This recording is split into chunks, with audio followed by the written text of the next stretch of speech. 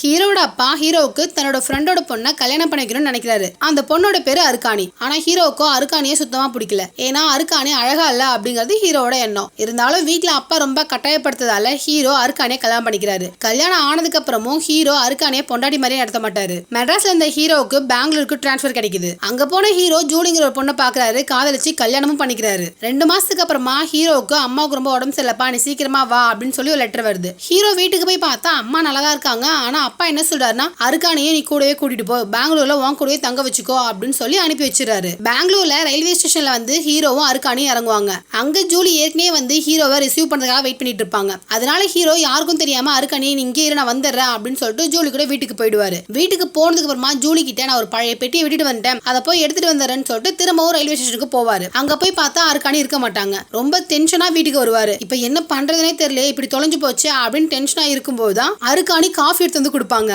ஜூலிக்கு ஒரு அண்ணன் இருப்பாங்க. அந்த அண்ணன் தான் ரயில்வே ஸ்டேஷன்ல தனியா இருந்த அருக்காணியை நீ வாமா அப்படின்னு சொல்லி இவரோட வீட்டுக்கு கூட்டு வந்திருப்பாரு. அங்க ஹீரோ இவங்க யார்ட்டையும் நம்மளை பத்தின உண்மையை சொல்லாத அப்படிங்கிற மாதிரி கஞ்சாடை காட்டுவாரு. உடனே அருக்காணி அதை புரிஞ்சுக்கிட்டு எதையுமே சொல்லாம விட்டுருவாங்க. தன் புருஷன் இன்னொரு பொண்ணை கல்யாணம் பண்ணிக்கிட்டான் அப்படிங்கறத தெரிஞ்சு அருக்காணிக்கு அழுகையா வரும். அன்னைக்கு ராத்திரி ஹீரோ போயிட்டு அருக்காணி கிட்ட நீ ஊருக்கு போயிடு அப்படின்னு சொல்ல, மாமா நான் யார்கிட்டயும் எந்த உண்மையும் சொல்ல மாட்டேன், இங்கேயும் சரி நம்ம ஊர்லயும் சரி யார்கிட்டயும் எதையும் சொல்ல மாட்டேன், எப்படி இந்த வீட்டுக்கு ஒரு வேலைக்காரி நீங்க வைப்பீங்கல்ல அந்த வேலைக்காரி நானா இருந்துட்டு போறேன் அப்படின்னு சொல்லி அருக்காணி ரொம்ப கெஞ்ச ஹீரோக்கு என்ன சொல்றதுனே தெரியாது. ஜூலி அருக்காணி மேல ரொம்பவே பாசமா இருப்பாங்க. ஜூலியோட அண்ணனும் அருக்காணி கல்யாணம் பண்ற அளவுக்கு ரொம்ப பாசமா இருப்பாரு. ஒரு முறை ஜூலியும் அவங்க அண்ணனும் அருக்காணி ரொம்ப அசிங்கமா இருக்கா, அதனாலதான் அவன் புருஷன் விட்டுட்டு ஓடிட்டான் போல, பேசாம இவளை மேக்கப் பார்லர் கூட்டிட்டு போலான்னு சொல்லிட்டு அங்க போய் ஆளையே மாத்தி கூப்பிட்டு வந்துருவாங்க. ஜூலியோட அண்ணன் அருக்காணி கரெக்ட் பண்ணுங்கிறதுக்காக பூ புடவன் வாங்கி கொடுப்பாரு. அதை பாக்குற ஹீரோக்கு கோவமா வரும். ஹீரோ போய் அருக்காணி கிட்ட அவன் எதை கொடுத்தாலும் நீ வாங்க கூடாது, வாங்க கொன்றுவேன் அப்படின்னு சொல்லிட்டு மிரட்டிட்டு போயிருவாரு. ஆனா அருக்காணிக்கே எதுவும் புரியாது. இவரும் வாங்கி தர மாட்டேங்கிறாரு, வாங்கி கொடுக்குறவங்கள்ட்டையும் வாங்க கூடாதுன்னு சொல்றாரு அப்படின்னு நினைச்சுப்பாங்க. அதுக்கப்புறம் ஹீரோவே அருக்காணிக்கு யாருக்கும் தெரியாம தனியா பூ வாங்கி கொடுப்பாரு. ஒரு நாள் ஹீரோவையும் அருக்காணியும் பாக்கணுங்கிறதுக்காக